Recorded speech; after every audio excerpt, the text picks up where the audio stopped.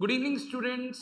मैं डॉक्टर अभिषेक गुप्ता आज एक आपके लिए लाया हूँ मास्टर केडर केमिस्ट्री के अंदर पूछे जाने वाले सारे चैप्टर्स, चाहे वो फिजिकल केमिस्ट्री हो, चाहे वो इनऑर्गेनिक केमिस्ट्री हो, चाहे ऑर्गेनिक केमिस्ट्री हो, उनके year year chapter wise analysis लेके आया हूँ कि किस चैप्टर में कितने क्वेश्चंस पूछे जा रहे हैं। तो जैसे कि आप मेरे सामने देख सकते हो, topic wise marks distribution chemistry के प्रीवियस ईयर मास्टर केडर के पेपर्स में मैं सबसे पहले फिजिकल केमिस्ट्री का पूरा एनालिसिस बनाया है, जिसके अंदर आप देख पाएंगे कि फिजिकल केमिस्ट्री के सारे चैप्टर्स मेंशन्ड है। तो इसके अंदर सबसे पहले एक एक करके हम डिस्कस करते हैं। जैसे कि आप देख पाएंगे कि जो फिजिकल केमिस्ट्री है उसके अंदर सबसे पहला चैप्टर है मोल कंसेप्ट, जिसके अंदर साथ में स्टोइशियोमेट्री भी आ जाता है। तो अगर अपन डिस्कस करें तो मैंने करा क्या है, मैंने 2016 जिसके अंदर 50 क्वेश्चन पूछे गए थे केमिस्ट्री के, 2017 में 150 क्वेश्चन में से 75 क्वेश्चन केमिस्ट्री के थे, 75 क्वेश्चन दूसरे सब्जेक्ट के थे। यानी कि दो सब्जेक्ट्स आपने लेने थे 2000 आपके 17 के अंदर, 2020 के अंदर 3 सब्जेक्ट्स ही लेने थे, 2021 के अंदर भी 3 सब्जेक्ट्स यानी कि 50 नंबर की केमिस्ट्री थी। तो मैंने पूरा एनालिसिस बनाया। आप मूल कंसेप्ट का देख सकते हैं, 16 के अंदर 2 क्वेश्चन आए, 17 के अंदर 5 आए, 20 के अंदर कोई नहीं आया, 21 के अंदर 2 आए। तो इससे एवरेज ये निकलती है कि 2 से 3 क्वेश्चन आपके पेपर में जरूर आते हैं। देन उसके बाद सोल्यूशन की बात करते हैं। सोल्यूशन चैप्टर जो क्लास 12th का चैप्टर है उसके अंदर से देख सकते हैं 2016 के अंदर 3 क्वेश्चन आए, 17 में 2 आए, 20 में 1 आया, 21 में 1 आया। इसके अंदर आपके हेनरी लॉ, रोड्स लॉ, इस तरीके के क्वेश्चंस आपके बनते हैं, एलिवेशन इन बॉइलिंग पॉइंट, इस तरीके के क्वेश्चन आपको मोलैरिटी नॉर्मेलिटी के क्वेश्चन देखने को मिलते हैं। देन उसके बाद आता है स्ट्रक्चर ऑफ एटम। देखिए स्ट्रक्चर ऑफ एटम क्लास 11 का टॉपिक है, जिसके अंदर आपके मॉडल्स आ जाते हैं, क्वांटम नंबर्स आ जाते हैं। इसके अलावा और काफी सारे टॉपिक्स जैसे कि electronic configuration, Heisenberg uncertainty principle, Planck's quantum theory आ जाती है। 16 में कोई क्वेश्चन नहीं आया, 17 में 2 आए, 20 में 2 आए, फिर 21 में कोई नहीं आया। तो एवरेज मान के चलते हैं एक क्वेश्चन की एवरेज हमारी निकल जाती है। इक्विलिब्रियम की बात करें, इक्विलिब्रियम देखिए बहुत बल्कि चैप्टर है, सारे आपको कहते हैं पूरा चैप्टर करो। फिजिकल केमिस्ट्री का इक्विलिब्रियम सबसे डिफिकल्ट चैप्टर माना गया है। मोस्टली बच्चे क्या करते हैं कि जब उनको प्रॉपर गाइडेंस नहीं होती, वो 11 12 की किताबें पढ़ते रहते हैं, और उसके अंदर इक्विलिब्रियम आपने देखा होगा बहुत बल्कि चैप्टर है, उसके अंदर 2 पार्ट्स है, केमिकल और आयनिक। बट मास्टर केडर में इतना करने की जरूरत नहीं। मास्टर केडर में आप खुद देखो, इक्विलिब्रियम में से 2016 में एक क्वेश्चन आया, 17 में एक आया, 20 में एक आया, 2021 में 2 आए।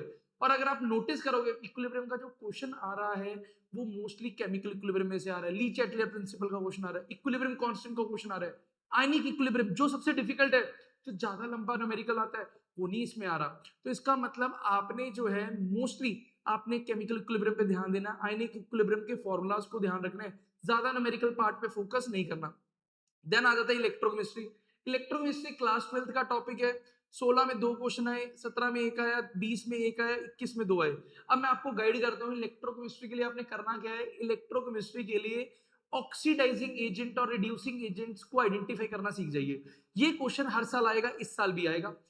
थर्मोडायनेमिक्स की बात करें, थर्मोडायनेमिक्स अगेन फिजिकल केमिस्ट्री का बड़ा बल्कि चैप्टर है। सारे कहते हैं पूरा करो, 11 12 के नीट जेई के क्वेश्चन करो, कुछ नहीं होना। देखो थर्मोडायनेमिक्स में से 16 में कोई क्वेश्चन नहीं आया, 17 में 2, 20 में 2, 21 में 2। और आप जानते हैं कि क्वेश्चन कैसे आए।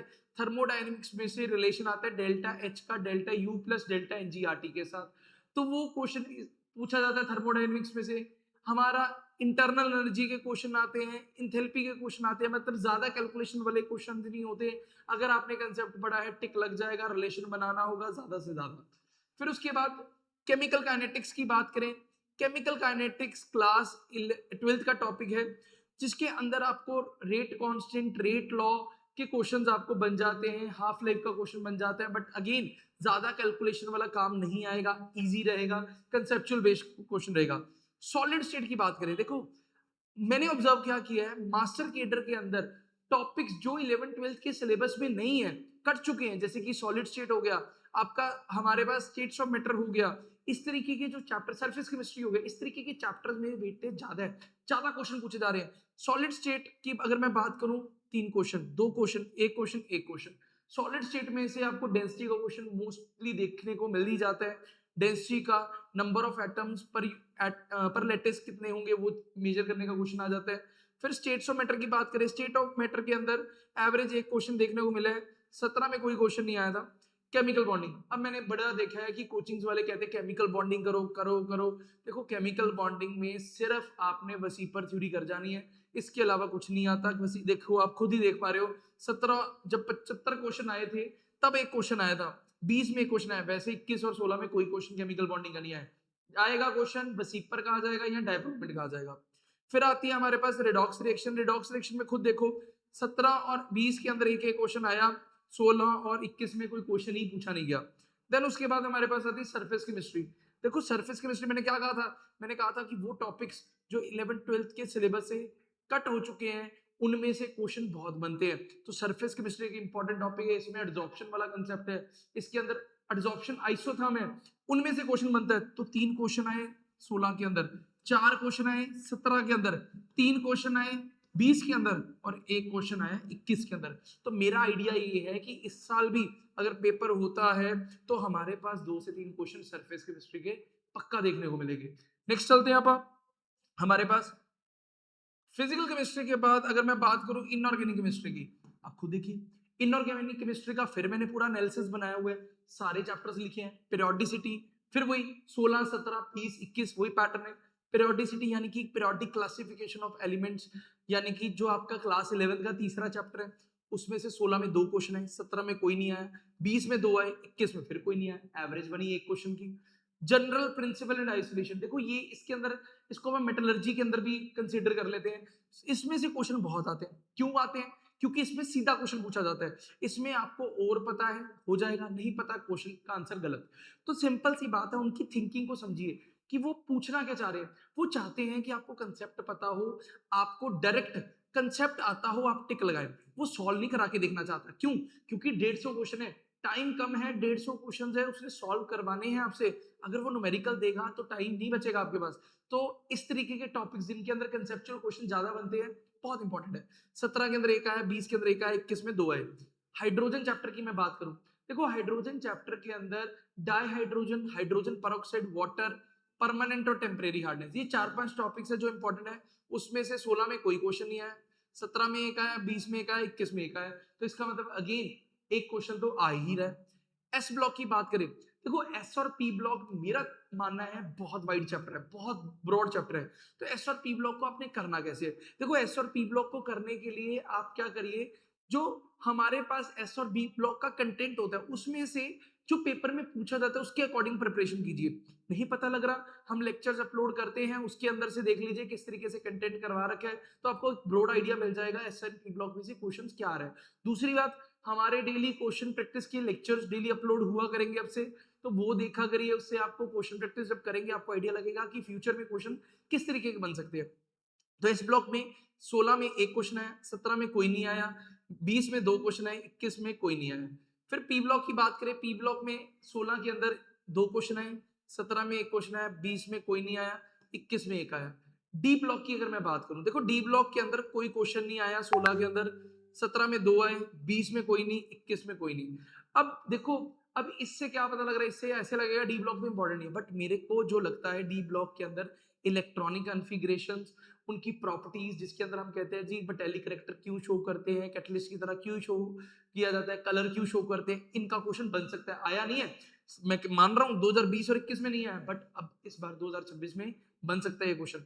एफ ब्लॉक की बात करें, एफ ब्लॉक बड़ा इंपॉर्टेंट है भाई, गडोलियम को का साथ ना छोड़ना।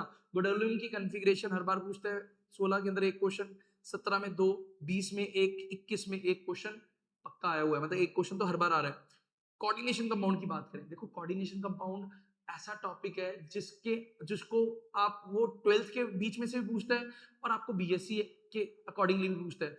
इसके अंदर आपको वो क्रिस्टल फील्ड थ्योरी हो गया, आपके पास वैलेंस बॉन्ड थ्योरी हो गया, जैन टेलर डिस्टॉर्शन हो गया, जो आपका बीएससी का टॉपिक है, उसमें से क्वेश्चन बन जाते हैं। देखो 16 में 3 क्वेश्चन आए, 17 में 5 आए, 20 में 4 आए, 21 में 3 आए। भाई क्या हो गया इसको, 2016 में कितना 50 क्वेश्चन में थे 3 क्वेश्चन आ गए, समझ पा रहे हो आप कितना? ये तो 6-7% की एवरेज होगी, 6% तो एक ही चैप्टर में से आ गया। कितना मुश्किल चैप्टर है, तो ये बहुत इंपॉर्टेंट चैप्टर बन जाता है। तो इसके ऊपर मैं स्टार लगा लेता हूँ कि भाई ये तो बहुत इंपॉर्टेंट चैप्टर है, ये छोड़ने वाला चैप्टर नहीं है। तो नेक्स्ट आता है ऑर्गेनोमेटालिक्स। अब ऑर्गेनोमेटालिक की बात करते हैं, मोस्टली बच्चे छोड़ जाते हैं। अब अगर आपने मेटल कार्बोनिल्स कर लिए, हेप्टिसिटी कर ली, आपने कार्बोनिल्स की स्ट्रेचिंग फ्रीक्वेंसी कर ली, तो आपका ऑर्गेनोमेटालिक का एक क्वेश्चन जो हर बार आ रहा है वो पक्का सही होने वाला है।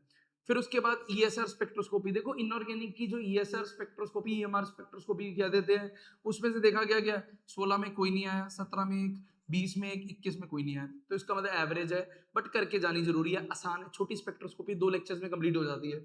मोसबार की बात करें, देखो मोसबार एक ऐसी स्पेक्ट्रोस्कोपी है जिसमें से क्वेश्चन बनते हैं। देखो मैं अकेले इसकी मास्टर केडर की बात नहीं करता, लेक्चर केडर और मेरिटोरियस के अंदर मोस्ट बार में से बहुत क्वेश्चन आते हैं। तो देखो बोर्ड तो वही है, बना तो वही रहा है पेपर, तो मेरे को उम्मीद जो है मास्टर केडर में भी मोस्ट बार में से पूछे जा सकते हैं क्वेश्चन। तो अब खुद देखो 16 में चाहे कोई नहीं आया, 17 में 2 आए, 20 में 1 आया, 21 में कोई नहीं आया। न्यूक्लियर केमिस्ट्री की बात करें, देखो न्यूक्लियर केमिस्ट्री कोई बड़ा टॉपिक नहीं है, छोटा सा टॉपिक है, आसान टॉपिक है। उसमें से अगर आप देखो 2016 में कोई नहीं आया, 17 में 1 आया, 20 में 1 आया, 21 में फिर कोई नहीं आया। फिर बात करते हैं बायोइनऑर्गेनिक केमिस्ट्री। अब बायोइनऑर्गेनिक केमिस्ट्री जो है उसमें से अगर आप बात करें, देखो अब इसको ना सारे कंफ्यूज इस तरीके से कर लेते हैं कि बायोमोलिक्यूल्स तो नहीं पूछ रहा, ये बायोइनऑर्गेनिक केमिस्ट्री है, बायोमोलिक्यूल्स हमारा ऑर्गेनिक केमिस्ट्री का पार्ट है, वो हमारे क्लास 12th के अंदर हमने पढ़ा था, जिसके अंदर हम डीएनए आरएनए पढ़ते थे। बायोइनऑर्गेनिक केमिस्ट्री के अंदर हम हीमोग्लोबिन मायोग्लोबिन के स्ट्रक्चर्स के ऊपर बात करते हैं, हमारे पास अलग अलग तरीके की एंजाइम्स के ऊपर बात करते हैं, तो वो बायोइनऑर्गेनिक केमिस्ट्री में आ जाता है। तो इसमें 16 में एक क्वेश्चन आया, 17 में एक आया, 20 में एक आया और 21 में भी एक आया, तो एवरेज एक क्वेश्चन की बनी है। ये हमारे पास इन्वायरमेंटल केमिस्ट्री है। देखो environmental chemistry, chemistry in everyday life, ये ऐसे हैं जो बोर्ड के फेवरेट है। इनमें से क्वेश्चन, बेसिक क्वेश्चन, भाई पोल्यूशन किससे हो रहा है, ये पोल्यूटेंट जो है वो किसको पोल्यूट ज्यादा करेगा, ठीक है, कौन सी गैस ग्रीन हाउस गैस है, कौन सी गैस जो है हमारे को सफोकेशन करवाती है, इस तरीके के बेसिक क्वेश्चन इन्वायरमेंटल केमिस्ट्री में से देखो 3 क्वेश्चन आए, 4 आए, कोई नहीं आया, फिर 2 आए, तो ये बहुत इंपॉर्टेंट है। तो इन्वायरमेंटल केमिस्ट्री पे आपने खास ध्यान देना है। अब नेक्स्ट चलते हैं हम, यहाँ देखिए नेक्स्ट चलते हैं, नेक्स्ट आ जाइए ऑर्गेनिक केमिस्ट्री के ऊपर। अब देखो ये ऑर्गेनिक केमिस्ट्री का सारा अगेन एनालिसिस है। यहाँ पे देखो खुद सारे चैप्टर्स मैंने बना रखे हैं। देखो अगेन सबसे पहला था जीओसी। देखो ऑर्गेनिक करने के लिए आपके कंसेप्ट बहुत स्ट्रांग होने चाहिए। कंसेप्ट स्ट्रांग होने का मतलब आपको एक एक चीज पता होनी चाहिए कि कैसे किस तरीके से काम हो रहा है, रिएक्शन कैसे काम होगी, मतलब इंटरमीडिएट्स क्या है, आपका नॉमेनक्लेचर क्या है, इंटरमीडिएट्स की स्टेबिलिटी कैसे मैटर कर रही है, फिर उसके बाद अटैकिंग रीजन कैसे काम करते हैं, अटैकिंग रीजन कब अटैक करते हैं, और हमारे पास कितने टाइप्स की रिएक्शन है, वो सारा जीओसी में आता है। तो जीओसी में अगर आप देखो 17 में 2 आए थे, वैसे हर साल एक क्वेश्चन आ ही रहा है। तो ये क्वेश्चन अब इसको आपने इस तरीके से नहीं देखना भाई एक क्वेश्चन ही तो आ रहा है, चल छोड़ देते हैं, ये छोड़ा अगर आपने ये छोड़ दिया तो सारा आगे ऑर्गेनिक छोड़नी पड़ेगी। तो इसलिए जीओसी को आपने बिल्कुल भी छोड़ना नहीं है। तो जीओसी आपका क्या बनता है, स्टार टॉपिक बनता है, मेरे लैंग्वेज में स्टार टॉपिक। स्टार टॉपिक का मतलब ये तो करना ही करना है, इसको छोड़ के काम नहीं चलने वाला। फिर उसके बाद हमारे पास आता है हाइड्रोकार्बन। हाइड्रोकार्बन किस क्लास का टॉपिक है, 11th क्लास का टॉपिक है। 11th क्लास के टॉपिक में से देखो भी 16 के अंदर 5 क्वेश्चन है, 10% पेपर हाइड्रोकार्बन में से आ गया। हम कहते हैं जी पेपर बड़ा मुश्किल आता है, 5 क्वेश्चन मान सकते हैं आप, 10% पेपर हाइड्रोकार्बन। क्या पूछा गया, alkane, alkene, alkyne, benzene, aromaticity, ऐसे क्वेश्चन है। 17 में 3 क्वेश्चन, 20 में एक क्वेश्चन, 21 में एक क्वेश्चन। उसको फिर पता लग गया 20 और 21 में जाके कि भाई इतना आसान तो देना नहीं, काम नहीं चलेगा। हेलोल्केन हेलोरीन की बात करें, क्लास 12th का ऑर्गेनिक का पहला चैप्टर, एक क्वेश्चन एक क्वेश्चन, 4 क्वेश्चन एक क्वेश्चन, 20 में चांदी होगी बच्चों की, इतना आसान चैप्टर में से 4 क्वेश्चन आ गए। फिर एल्डिहाइड कीटोन कार्बोक्सिलिक की बात करें, 16 में 4 क्वेश्चन आए, 17 में 2 आए, 20 में देखो भी 7 क्वेश्चन एल्डिहाइड कीटोन और कार्बोक्सिलिक में से आ गए 7 क्वेश्चन। 7 क्वेश्चन समझ पा रहे हैं आप इसका मतलब क्या हुआ, अप्रोक्सीमेटली आपका 14 13 से 14% आपका पेपर एक ही चैप्टर में से आ गया। और हम कहते हैं जी पेपर आपका बड़ा मुश्किल आता है, बड़ा बाहर से आता है, बीएससी लेवल का, एमएससी लेवल का आ रहा है। भाई 7 क्वेश्चन आए 2020 में, 21 में 4 क्वेश्चन। अल्कोहल फिनोल ईथर की मैं बात करूं, देखो अल्कोहल फिनोल ईथर कौन सा चैप्टर है, क्लास 12th का चैप्टर है। कितने क्वेश्चन है, 16 में 1, 17 में 3, 20 में 3 और 21 में 4 क्वेश्चन है। समझ पा रहे हैं। देन उसके बाद अमाइंस की मैं बात करता हूं, अमाइंस में 2 2 1 और 2 2 क्वेश्चन आ रहे हैं, एवरेज अगर मान के चलें तो हर साल 2 क्वेश्चन आ रहे हैं। पॉलीमर्स की मैं बात करूं, देखो polymers, polymers chapter general topic है, ठीक है, अब क्लास 12th के सिलेबस में नहीं है, पहले आता था। बहुत आसान टॉपिक है ये भी। इसके अंदर पहले कोई नहीं आया 16 में, फिर 3 आए, फिर 1 आया, फिर 2 आया।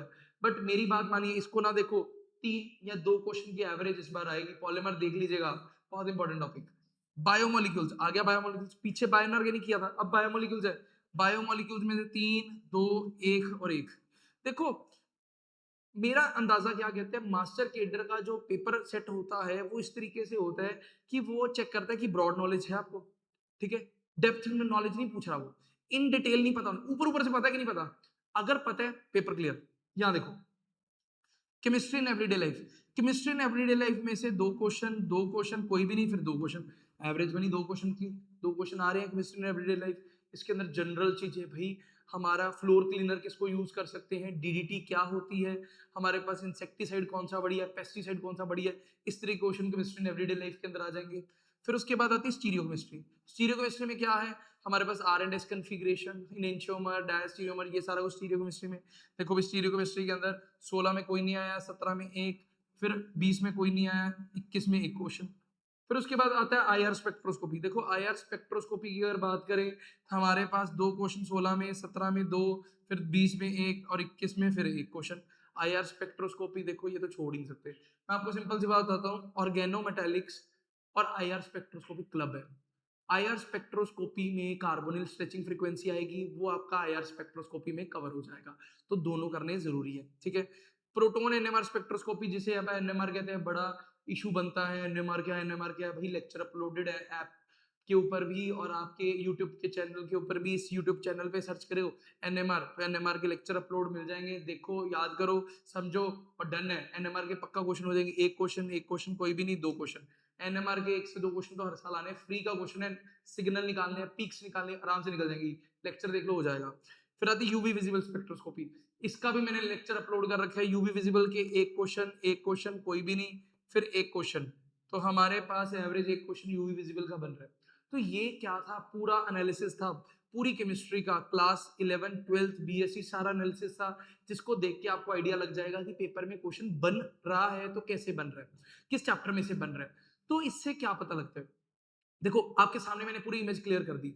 इससे ही पता ये लग रहा है कि पेपर क्या सिलेबस बहुत वास्ट है। अब इतना वास्ट होने की वजह से हमें क्या करना है, ये मैटर कर रहा है। अब आप खुद देखो, सारे चैप्टर्स में से 1-2 क्वेश्चन की एवरेज है। कोई ऐसा चैप्टर बहुत रेयरली या बीच में एक आधा है जिसमें से कभी कोई क्वेश्चन नहीं आया, बट नहीं तो सारे टॉपिक्स को टच कर रहे हैं। तो इसका मतलब अगर आप ये सोचेंगे कि कोई चैप्टर छोड़ के चले जाते हैं, तो ये बिल्कुल बिग नो है। मतलब इससे आपका काम नहीं बनने वाला। तो इसका मतलब सारे चैप्टर्स करने हैं, बट स्ट्रेटेजिकली करने हैं। तो स्ट्रेटेजिकली करने के लिए, और आपको अगर क्वेश्चन प्रैक्टिस करनी है, तो इस यूट्यूब चैनल को सब्सक्राइब कर लीजिए, ताकि आपको डेली की डेली आइडिया लगता जाए। और साथ में इसी यूट्यूब के चैनल के नीचे मैं एक कम्युनिटी का लिंक शेयर कर रहा हूँ। उस लिंक पे क्लिक करके आप व्हाट्सएप कम्युनिटी का हिस्सा बन जाइए, जहां पर हम वैल्यूएबल इंसाइट्स, क्वेश्चन प्रैक्टिस के लिए पीडीएफ्स और इंपॉर्टेंट पेपर्स जो है, पीवाईक्यूज, सारा कुछ शेयर करते हैं। तो वो चैनल जरूर ज्वाइन कर लीजिए। दूसरा, हमारी ऐप का लिंक भी नीचे प्रोवाइडेड है, वहां उस ऐप को भी डाउनलोड कर लीजिए। वहां आपको सारे previous year papers, lecture cadre के, मास्टर केडर के, मेरिटोरियस के, बड़े अच्छे फॉर्मेट के अंदर वेल टाइप्ड मिल जाएंगे। उसको डाउनलोड कीजिए, अच्छे से उनको सॉल्व कीजिए। और अगर आपको हमारी क्लासेस ज्वाइन करनी है, तो नीचे दिए गए नंबर पे, इस नंबर पर आप कांटेक्ट कर सकते हैं, मेरे साथ बात कर सकते हैं और हमारे इन बैचेस को ज्वाइन कर सकते हैं। हमारे पास अलग अलग टाइमिंग्स के ऊपर बैचेस अवेलेबल हैं, बैचेस को ज्वाइन कीजिए। वहां पर लाइव इंटरेक्टिव क्लासेस रहेंगी, जहां आप मेरे साथ इंटरेक्ट कर पाएंगे। साथ में आपको प्रॉपर स्टडी मटेरियल मिलेगा, टेस्ट सीरीज मिलेगी और इन डेप्थ एनालिसिस के साथ रेगुलर स्टडी सेशंस रहेंगे, जिसके अंदर हम आपको सिर्फ पढ़ाएंगे नहीं, साथ में आपका स्टडी प्लान भी बनाएंगे, जिसके अकॉर्डिंगली आप एक प्रॉपर रिजल्ट डिलीवर कर पाए। क्योंकि चाहे आपके बच्चे छोटे हैं, चाहे आप जॉब कर रहे हैं, आपको वेल ओरिएंटेड वे में सारा कंटेंट अवेलेबल हो पाएगा। तो वीडियो देखने के लिए धन्यवाद। लाइक शेयर सब्सक्राइब जरूर करिएगा।